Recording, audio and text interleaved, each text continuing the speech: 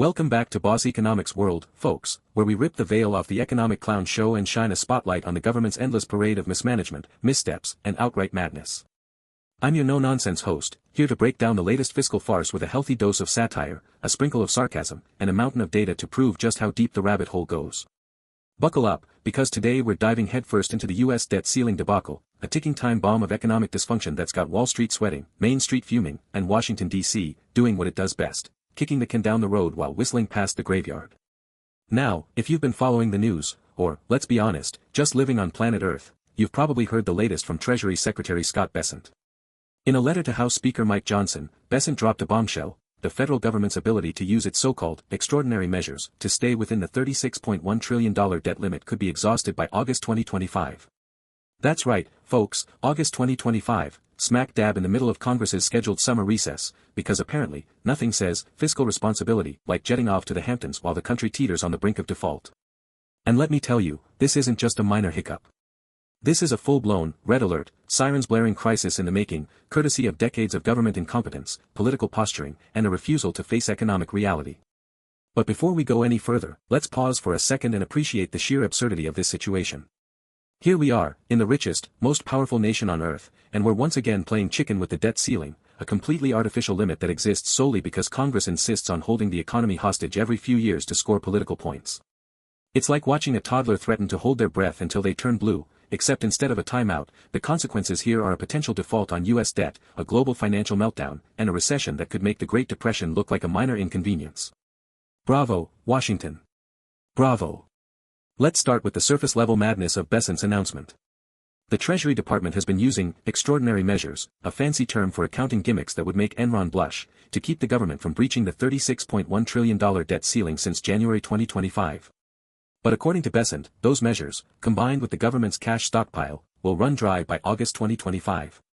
His solution?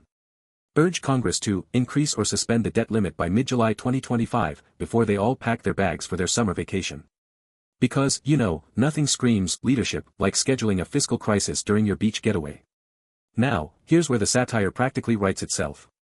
Congress is already facing a deadline to pass President Trump's signature economic package, a massive tax and spending bill that Republicans have conveniently tacked a $5 trillion debt ceiling increase onto.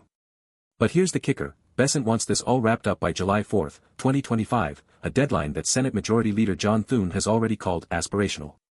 Aspirational.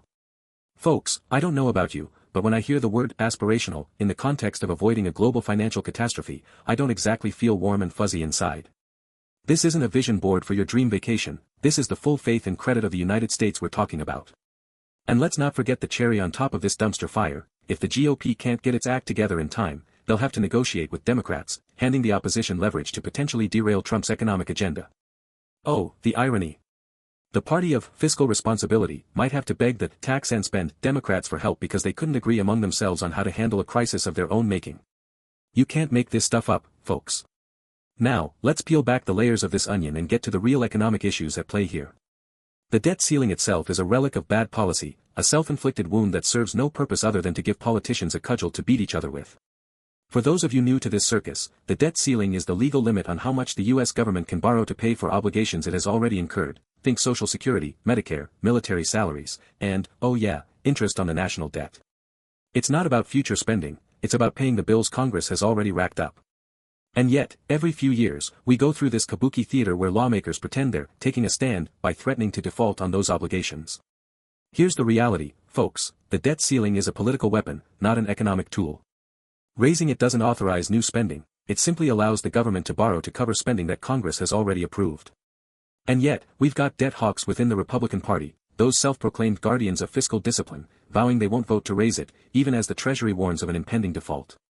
Meanwhile, President Trump has flirted with the idea of eliminating the debt ceiling entirely, which, let's be honest, is probably the sanest thing anyone in Washington has said on this issue. But good luck getting that past the deficit hawks, who seem to think that defaulting on U.S. debt is a great way to prove their fiscal credentials. Now, let's talk numbers, because nothing cuts through the political noise like cold, hard data. As of January 2025, the U.S. hit its statutory debt limit of $36.1 trillion. To put that in perspective, that's roughly 120% of the country's GDP, according to the International Monetary Fund's latest estimates. And here's the kicker: the Congressional Budget Office, CBO, projects that the federal debt will balloon to $48 trillion by 2033 if current policies remain unchanged. That's right, folks, $48 trillion. And that's not even accounting for the $5 trillion debt ceiling increase Congress is currently squabbling over. But here's where it gets really scary. The Treasury Department's extraordinary measures are essentially a band-aid on a gunshot wound. As of May 7, 2025, the Treasury had already used up the vast majority of these measures, according to its own statements. And Wall Street analysts surveyed by Bloomberg agree with Bessent's timeline, estimating that the Treasury will run out of cash to pay its bills sometime between August and October 2025. The CBO's head, Philip Swagel, echoed this, saying that X date, the day the government can no longer meet its obligations, could hit as early as late summer 2025. Now, let's talk about what happens if Congress fails to act. A default on U.S. debt would be catastrophic. Treasury securities are the bedrock of the global financial system, considered the safest investment in the world.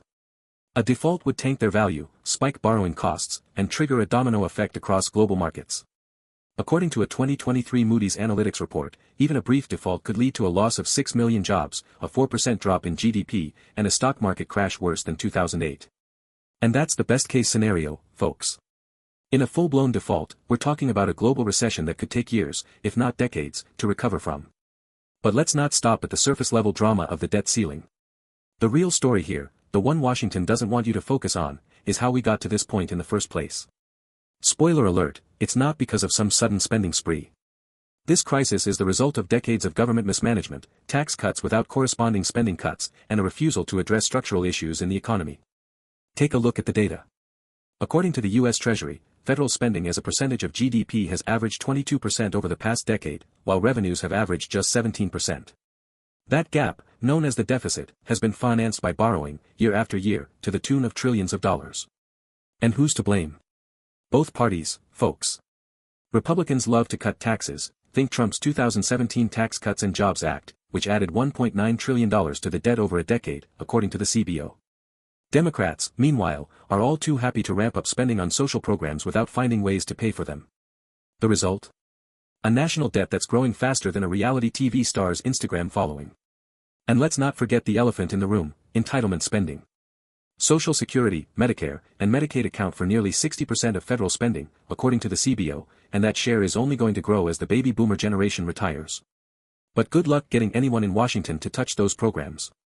They're the third rail of American politics, touch them, and you're toast. So instead, we get this endless cycle of debt ceiling brinkmanship, where politicians grandstand about fiscal responsibility while doing nothing to address the root causes of the problem. Now, let's take a step back and appreciate the sheer comedic genius of this situation. Here we have a government that spent decades racking up debt like a shopaholic with a stolen credit card, only to turn around and say, oh no, we can't possibly borrow any more, unless, of course, we absolutely have to, in which case we'll just raise the limit and pretend nothing happened. It's like watching a magician pull a rabbit out of a hat, except the rabbit is a $36.1 trillion debt monster, and the hat is the global economy. And then there's Treasury Secretary Bessent, who's out here promising that the U.S. will never default, while simultaneously warning that we're on a collision course with disaster. Talk about mixed messages. It's like a doctor telling you, don't worry, you'll be fine, while frantically searching for the defibrillator. And let's not forget Congress, which is apparently too busy planning its summer recess to deal with a crisis that could tank the economy. I mean, come on, folks, priorities, right? So, what's the takeaway from all this madness? For ordinary Americans, those of you who've been following financial news and worrying about your savings, your jobs, and your future, this debt ceiling debacle is a stark reminder of just how broken our system is. And for the finance professionals out there, it's a wake-up call to start hedging your bets, because if Washington doesn't get its act together, we're all in for a wild ride. But here's the real kicker, folks, none of this is inevitable. The debt ceiling crisis is a manufactured problem, one that could be solved tomorrow if Congress had the guts to eliminate the limit entirely or, at the very least, tie it to automatic increases based on spending levels. And the broader debt problem? That's solvable too, but it requires honest conversations about taxes, spending, and entitlements, conversations that no one in Washington seems willing to have. Until then, we're stuck with this circus, where the clowns are in charge, the ringmaster is on vacation, and the audience, you and me, are left holding the bag. So, stay tuned to Boss Economics World, where we'll keep calling out the nonsense, crunching the numbers, and reminding you that when it comes to the economy, the real boss is the truth. See you next time, folks, and in the meantime, maybe start brushing up on your survival skills, because if this debt ceiling drama goes south, we're all going to need them.